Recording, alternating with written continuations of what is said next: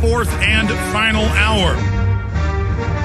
I want to recap some of the top stories, most important news dealing with the government takeover of health care, the American people literally going into socialist bondage. Then we're going to go to your phone calls and get into a host of other important news, including an excellent article written by Chuck Baldwin that's up on Infowars.com and PrisonPlanet.com, Dates That Destroyed America. And I wholeheartedly agree with his analysis.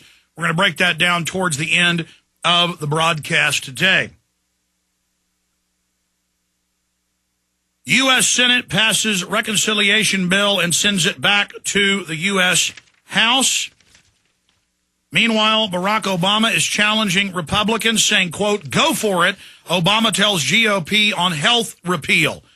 And he's got all these little kids up on TV with him saying, thanks for giving me health care for my pre-existing condition. Oh, you're so great. What the Republican leadership won't tell you is, and Bloomberg and Business Week and the Wall Street Journal will, is the insurance companies wrote this stinking thing and their stocks are going way up. Not the little insurance companies, the medium-sized ones, the big ones. This allows them to lower the standard of care under government control with the IRS telling you what health care you can and can't have. It forces 30-plus million people to buy insurance they don't want or need. Sets a very dangerous precedent. And again, here is the Associated Press, the big dirty secret, gap in health care law protection for children. Under the new law, insurance companies still would be able to refuse new coverage to children because of a pre-existing medical problem. That was the spokeswoman for the House Energy and Commerce Committee said. And I went and looked up the subsection. It is there. It has a national ID card for health care that everybody has to have in the subsection. Like, I'll just go ahead and show you the subsection right now. I keep getting emails saying we're making this up. Here is page 65 of the passed House bill, Section B, subsection I, eligibility for health plan. And right here at the end it says, allow for the use of a machine-readable identification card for health care. Okay? They got another bill to force citizens to have a national ID card to have any job that the IRS regulates and watches. And it's in the health care bill where they take your money directly out of your account and take your refund.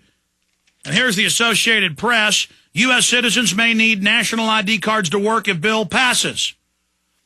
And Lindsey Graham's got a bill to arrest U.S. citizens and allow, quote, enhanced interrogation for any intelligence reason or reason by the president. And I just can't believe it. Rush Limbaugh, 15 years ago, was a lot more hardcore on the Second Amendment and other issues. Over time, he got pretty bad because he was under a lot of political pressure and in trouble for hillbilly heroin and everything else. But I didn't judge him. Anybody from pain can get addicted to OxyContin. But when he says have mandatory sentencing for people that use other illegal drugs and put them in jail for 25 years, that's hypocritical. But I've got to commend him. He's saying world government is here, New World Order is here, government takeover, a globalist elite. They may suspend the elections. We're in a police state. Earlier, I read some of his quotes from yesterday's show, so we commend Rush Limbaugh. I will always commend anybody that starts telling the truth. So, but that tells you how much trouble we're in, how serious this is. And I agree with Michael Savage 6 months ago when he said Obama will stage, in fact, cue that up. Savage says Obama may stage Reichstag. I've been saying this forever because it's not Obama. It's the people that run Obama. Republicans stage terror attacks. Democrats do it.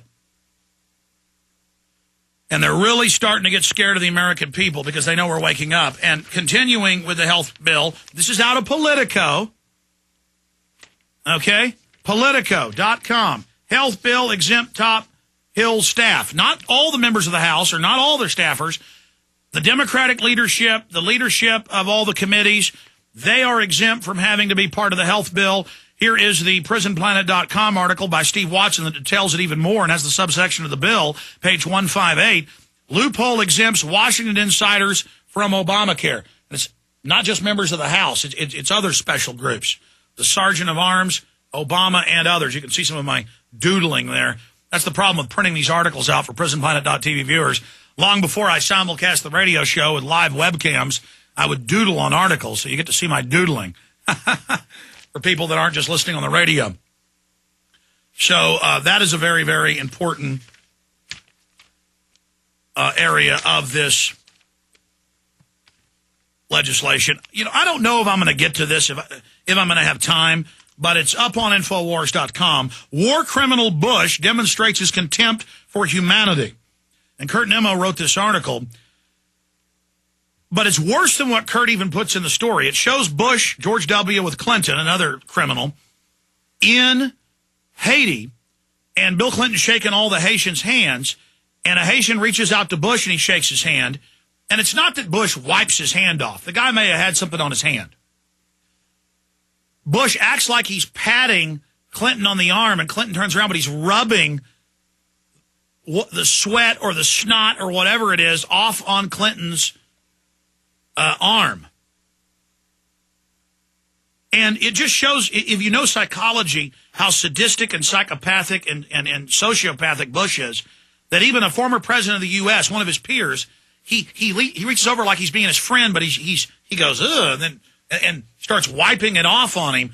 Again, it's just a window into the nastiness of George W. Bush, and who tripled the size of government, Patriot Act, all of it. Remember, all of these guys are out of control. They've all got to be voted out.